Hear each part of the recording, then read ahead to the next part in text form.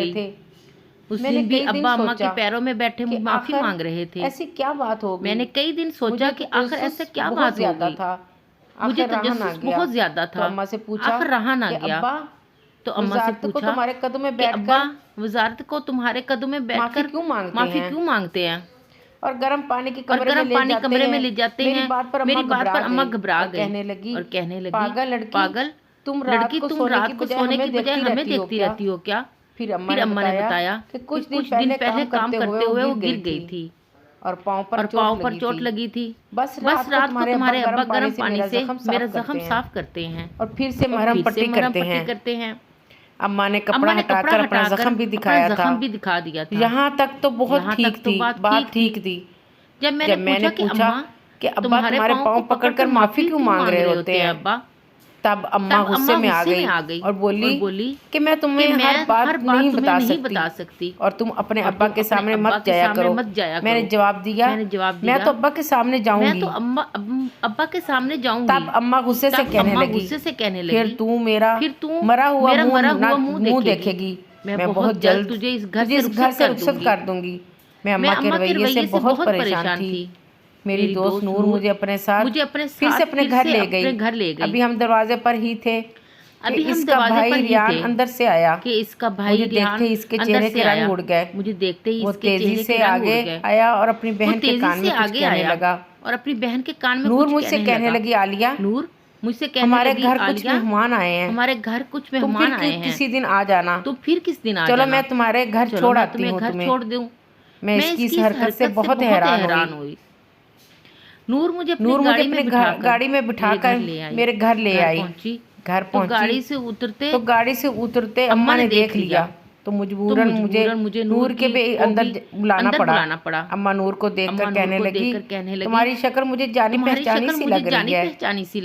اماں نے نور سے اس کے متعلق پوچھا تو نور بتانے لگی آنٹی میرے ابو کا نام اختر ہے۔ میں چونک گئی کہ وہ جھوٹ کیوں بول رہی ہے، اس کے والد کا نام تو شمشاد علی تھا۔ کچھ دیر بعد میں نے نور کو باہر چھوڑنے گئی تو الجھن سے پوچھا کہ تم نے اپنے والد کا نام غلط کیوں بتایا؟ تب وہ کہنے لگی کہ بس گھبراہٹ کی وجہ سے منہ سے یہی نام نکل گیا۔ خیر میں چپ ہو گئی۔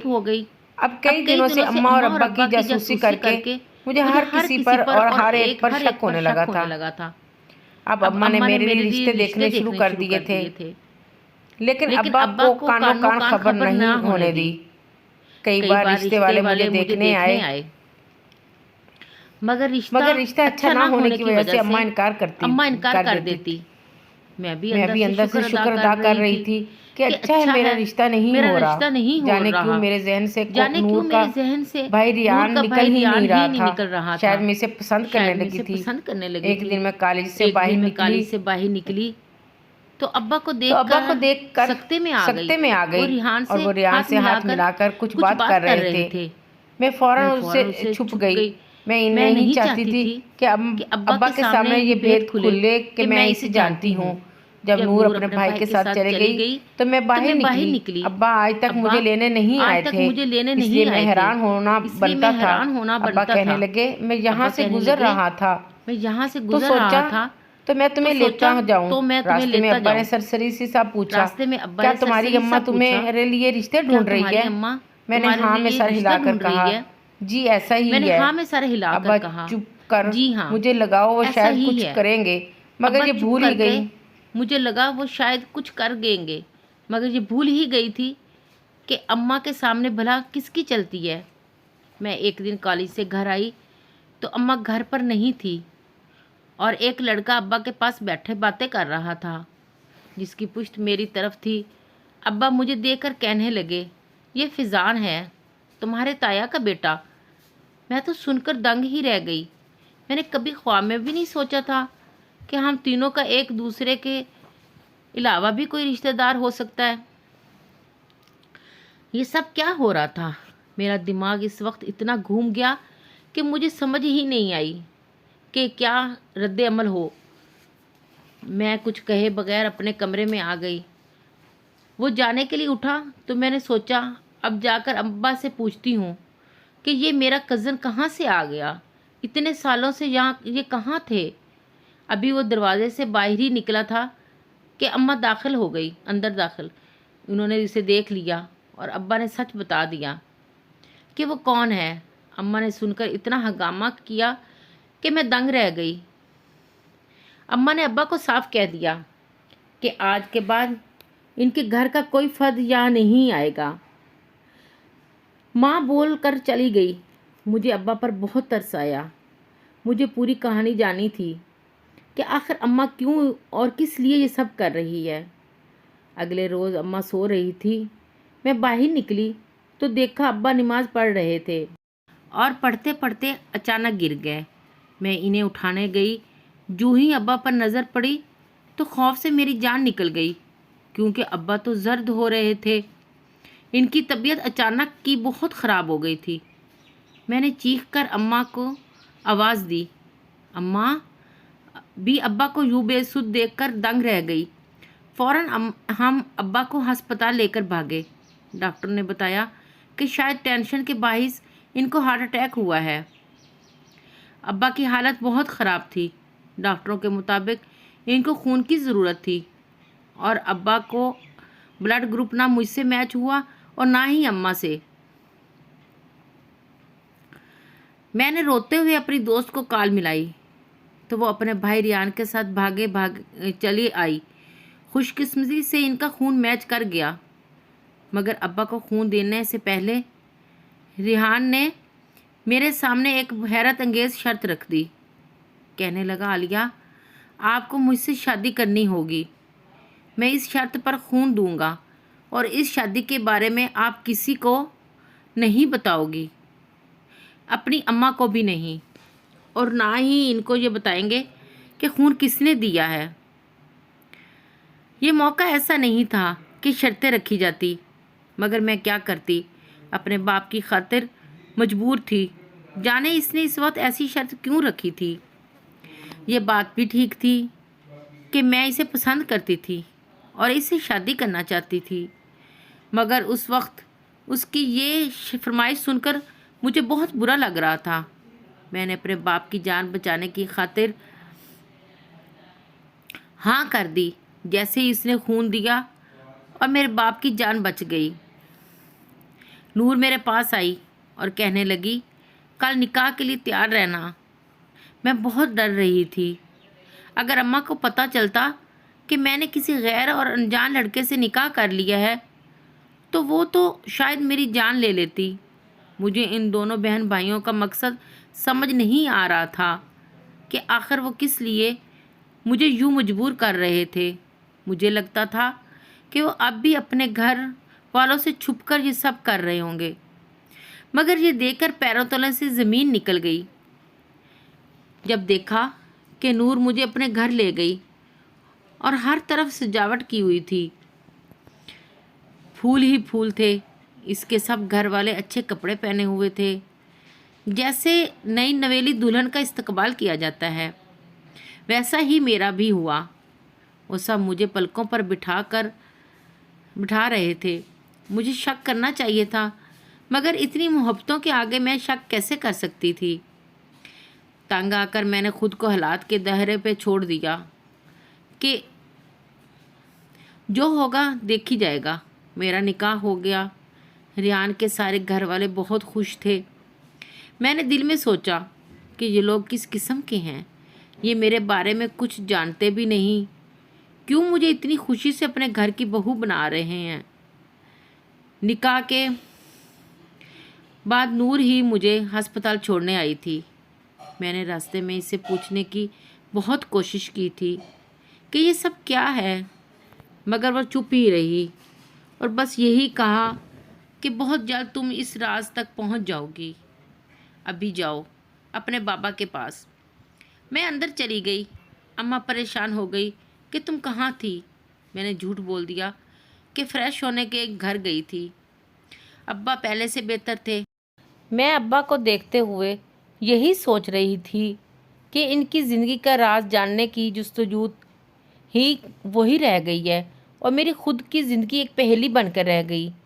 اب اماں کی حالت دیکھ کر لگ رہا تھا کہ انہیں ابا کا بہت صدمہ ہوا ہے۔ میں نے انہیں چوری چوری روتے دیکھا تھا اور مجھے یقین کرنا مشکل ہو رہا تھا۔ اماں ابا کے لیے رو سکتی ہے۔ ابا ٹھیک ہو گئے تو ہم انہیں گھر لے آئے۔ اگلے روز اچانک دروازے پر دستک ہوئی۔ دروازہ اماں نے کھولا۔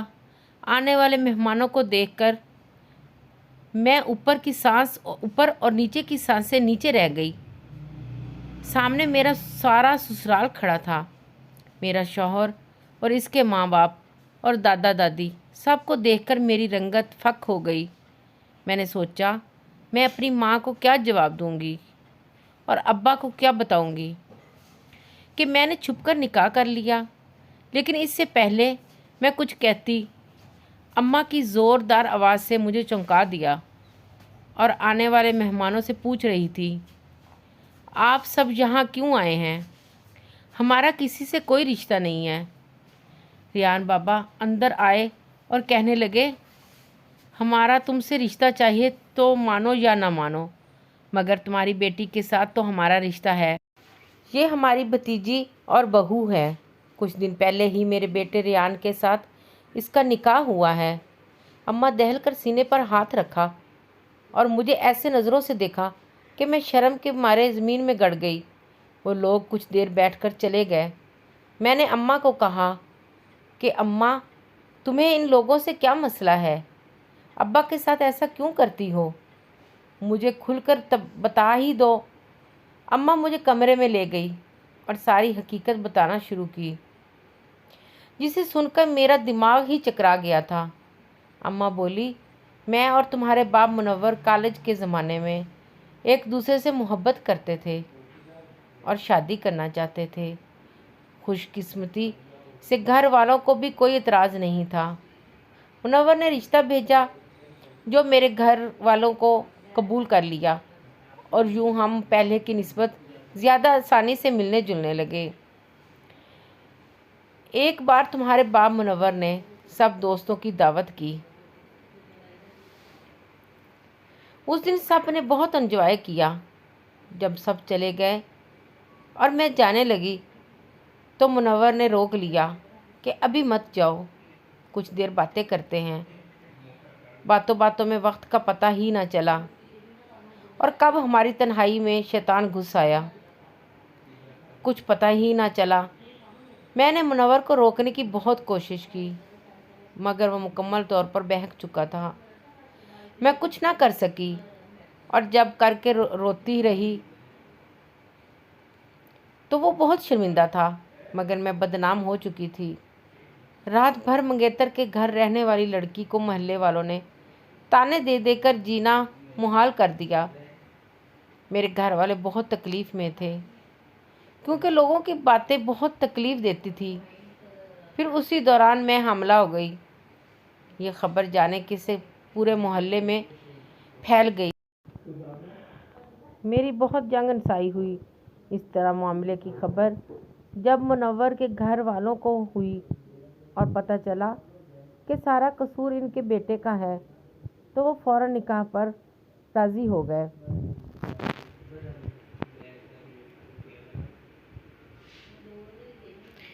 मैं बहुत रोती थी। इसमें तो मेरा कोई कसूर ना था। मुनव्वर ने जो भी मेरे साथ किया बहुत गलत किया था। मुझे इससे नफ़रत होने लगी थी, मगर मेरा दिल जैसे मुर्दा हो चुका था। तुम्हारी पैदाइश के बाद मेरा और मुनव्वर का निकाह हुआ। मुझे रुखसत करते वक्त मेरे बाप ने हमेशा के लिए मुझसे नाता तोड़ दिया और कहा कि तुम्हारी वजह से हमारी इज़्ज़त खाक में मिल गई है। ये अज़ियत सिर्फ़ मेरे ही हिस्से में क्यों आई? इसलिए मैंने जब मुनव्वर से कहा कि मैं तुम्हारे घर नहीं जाऊंगी, जिस तरह मैं अपने घर वालों से कता तल्लक करके आई हूँ, तुम्हें भी सबसे नाता तोड़ना होगा, वरना मैं अपनी बच्ची समेत नहर में छलांग लगा दूंगी। इसको तकलीफ़ देने की खातिर मैंने तुमको इससे दूर रखा, उसे खुद के भी करीब ना आने दिया। कदमों में बैठकर हाथ जोड़ता है, मगर मैं जब भी इसे माफ़ करने की सोचती हूँ तो सब याद आ जाता है जो मैंने सहा था। अगर वो मुझसे शादी ना करता तो मेरा क्या होता? मगर उस दिन इसको अस्पताल में देखा तो मेरा दिल दहल गया। ज़िंदगी में पहली बार इसके लिए सोचा कि अगर इसे कुछ हो गया तो। इस पल मैंने उसे माफ़ कर दिया। जो लोग उस दिन आए थे वो सब तुम्हारे बाप के रिश्तेदार हैं। वो सब लोग बहुत अच्छे हैं, मगर मुझे अफसोस है कि मैंने इनसे नाता तोड़े रखा। अम्मा की बातें सुनकर मैं चुप सी रह गई। फिर अब्बा ने मुझे बताया कि रियान ने इन्हें ही ढूंढ निकाला था और वही चाहता था कि किसी तरह ये टूटा हुआ ख़ानदान एक हो जाए। दादा और दादी अब्बा को बहुत याद करते थे और इनसे मिलना चाहते थे। کیونکہ گزشتہ سالوں سے انہوں نے ابا کو نہیں دیکھا تھا۔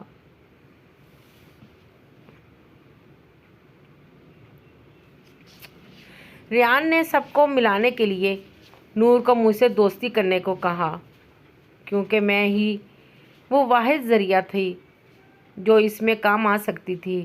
ریان کے سب گھر والوں کو معلوم تھا کہ میں کون ہوں، اس لیے سب بہت پیار سے مجھ سے پیش آتے تھے۔ ریحان نے ابا کو خون دینے سے پہلے نکاح کی شرط صرف اسی لیے رکھی تھی تاکہ میری اماں انکار نہ کر دے۔ وہ میرے ذریعے دونوں خاندانوں کو ملانا چاہتا تھا، اسی لیے اس وقت ایسی کڑی شرط رکھی تاکہ میرے پاس انکار کی گنجائش نہ ہو۔ اس کے سب گھر والوں کو علم تھا کہ کیا ہونے جا رہا ہے۔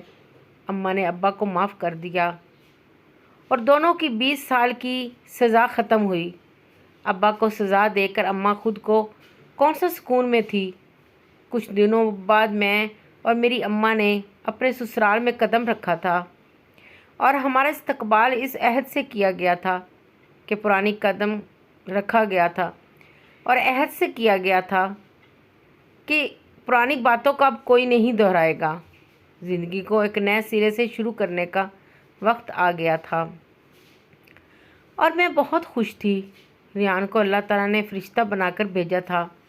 اس کی وجہ سے میرے ماں باپ کو 20 سال کے کھوئے ہوئے رشتے مل گئے تھے۔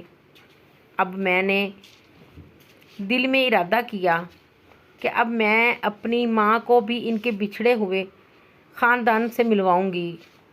شادی کے بعد میں نے اپنی ماں کے والدین یعنی اپنی نانا اور نانی کو بھی منا لیا تھا اور اس سب میں ریان نے میرا بہت ساتھ دیا تھا۔ آج میں ریان کی شکر گزار ہوں کہ اس نے ہم سب کی زندگیوں میں